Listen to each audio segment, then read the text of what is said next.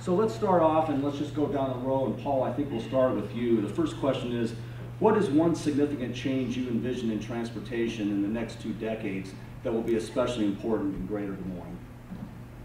So good morning, everybody.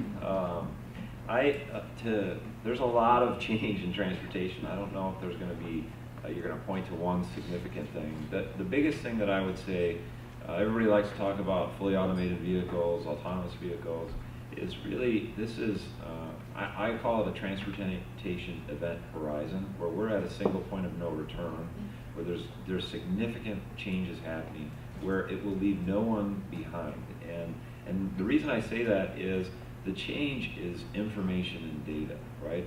So what's going to happen is people are going to have information at their fingertips to make better choices for them.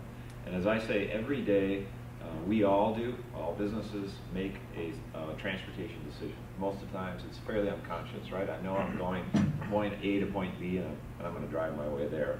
But as we really move into the future here, and I see this in a short few years, not even in a 10-year window, the more we enable data, whether it's data from the department, as I say, we're a convener of data. We try to group people around data that allow people to make better choices, because everybody makes a transportation choice based on safety, mobility, and economics. That's what we do every single day. And the more we enable data in the hands of people, they will make good choices related to safety, mobility, and economics. And so I see autonomous vehicles and all the other things is really a fusion of information that enables people to make really good choices that ultimately lowers transportation costs, not only for an individual person, but also from a capital infrastructure side. And so that is what's going to happen, I think, in the future. Just as Uber has transformed vehicles where you can do it right off your phone, it's a single platform. Imagine that across every mode, moving any person or product, because we all move from one mode to another, and having that single platform at your fingers where it shows you what is the safest and gives you the best mobility based on what you want, and shows you the economic cost or what you feel is the cost that you're willing to pay, which would be much lower than what we pay today. I believe one of the most significant changes in transportation is probably going to be the shift away from the owning the personal car. It's getting more expensive to own cars, and when you think about it, 95% of the time your car is parked.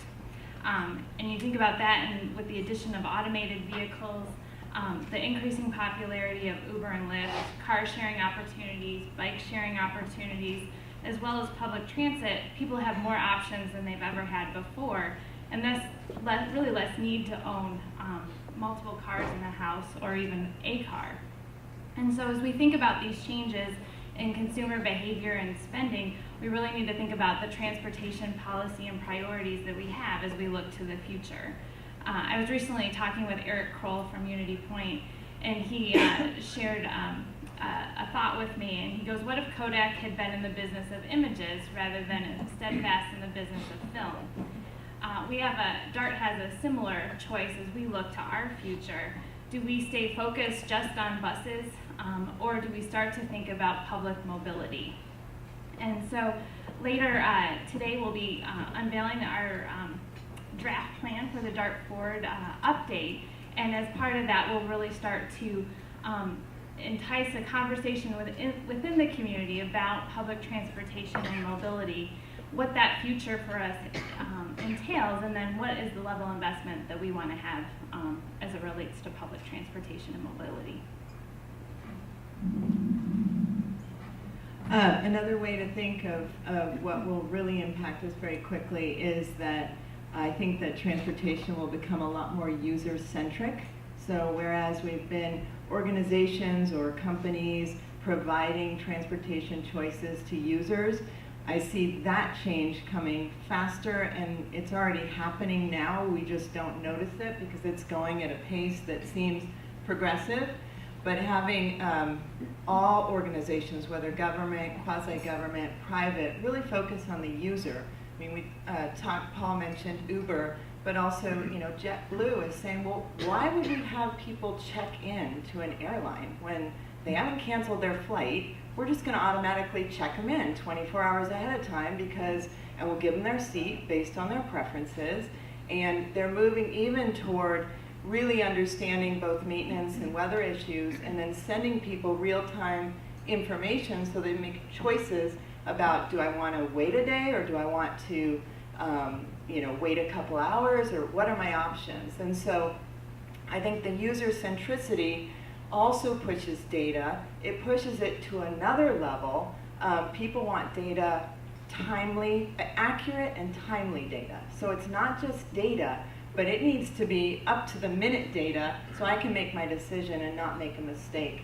And the expectation in most of the big cities is already there, and I expect it to be here. I traveled in Europe last summer, and I remember standing in downtown Berlin wanting to get to the suburbs, opened up my Google Maps. I had the tram, how long that was going to take me, where I was stopping, the train, where that was going, where the bus was going, and how long it would take to walk.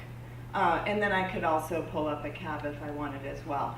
And that was all available on my app. It accounted for traffic times, it accounted for congestion, and the final point is, if it's user-centric, we, or the organizations that are running that data, also have the choice to encourage people to choose based on congestion, or maybe the subway is the fastest, but they're in Tokyo, they're taking wooden bars to push people in because it's so crowded on that particular line. Well, maybe they might encourage through the data that, gosh, if you go this way, it'll be a much more comfortable experience. Or if you go this way, you might lose a couple pounds because it would be good for your fitness if you walked a bit. My day job, I'm a commercial real estate attorney, and so what interests me most about this discussion is the impact this is going to have on land use. If you think about it, every city in this community has minimum parking requirements. Every developer knows that they need to put a certain amount of parking in a project, and it's created a land use pattern that we're all familiar with. What will be interesting for me to see is how real estate investment will be impacted by this change, because I think the conventional wisdom that I read off this stuff all the time, that by 2030, we should have a lot of autonomous vehicles on the road. Not everyone's going to have an autonomous vehicle. So what impact is that going to have on land use? And I'll talk more about that later. And the second thing that I think is related is, what kind of places are we arriving to? So we can get there fast. I think our roads and infrastructure will be used much more efficiently. You can actually fit more cars on a road when they can drive within inches of each other. But the places we arrive to, I think, will be changed dramatically. And part of that goes along with this idea that we can develop more densely in certain areas, like downtowns. But also, there is a really rising movement around the world, and we see it even in places like Minneapolis, with a huge increase in bicycle infrastructure and ridership. Now, not everyone in the room is going to ride the bike to work, but I think that we have an amazing bike trail network here that we can build upon, and I'll talk about that as well, that I think will give us a real economic advantage to others in the nation. So I'd like to talk about that shortly. Ditto. One of the things with the automation that's going to improve is, I think, social equity. There's many users in the system that do not have access to a vehicle or cannot afford a vehicle for one reason or another. And part of the US DOT Secretary Fox issued a Smart Cities Challenge grant earlier this year. And one of the cities, the finalist that was selected, Des Moines applied, and the region did. We weren't selected, unfortunately, but the city of Columbus won. And one of the things they're doing is going to be connecting autonomous vehicles with neighborhoods that have high unemployment and giving them access to jobs. So it's tying in these technologies to bring also social equity to the table and getting everybody to those services that they need. So I see that as being a big game changer for the region.